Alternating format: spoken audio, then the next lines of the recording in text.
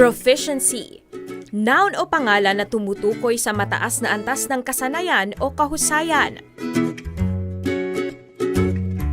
Ang Pilipinas ay itinuturing na isang English-speaking country, kaya naman itinuturing din na proficient o mahusay sa pagsasalita ng Ingles ang mga Pilipino. Pero sa report na inilabas ng Hopkins International Partners noong nakaraang taon, napag-alaman na napag-iiwanan na ng ibang Southeast Asian nation ang Pilipinas pagdating sa English proficiency. Base sa 2-year study na isinagawa ng international firm, lumalabas na nasa 630 lang ang average score ng mga Filipino college graduates pagdating sa English proficiency exam. Mas mababa ito kumpara sa competency requirement na hinihingi para sa mga taxi driver sa bansang Dubai. Ang mga cab drivers kasi sa Dubai ay nire-require na magkaroon ng average score na 650 sa English Proficiency Test.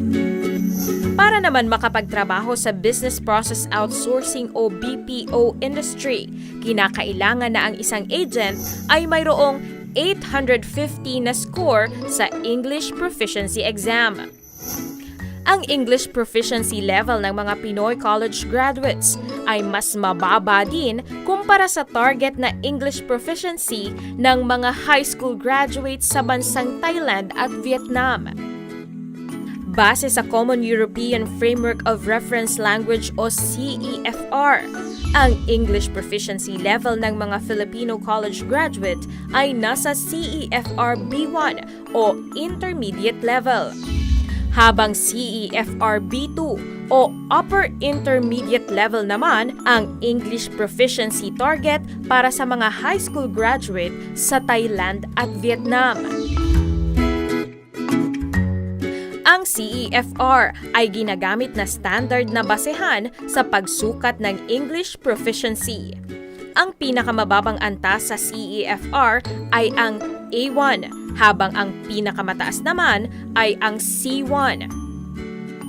Itinuturing na isang advantage ang pagiging proficient ng mga Pinoy sa pagsasalita ng Ingles para makapagtrabaho sa ibang bansa o kaya naman ay sa BPO industry.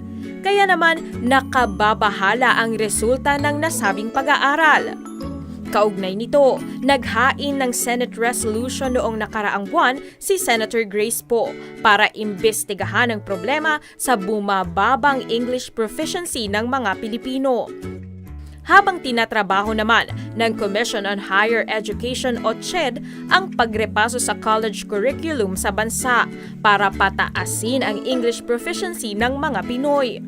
Nang sa gayon ay magkaroon sila ng edge o advantage na makahanap ng trabaho dito sa Pilipinas o sa ibang bansa.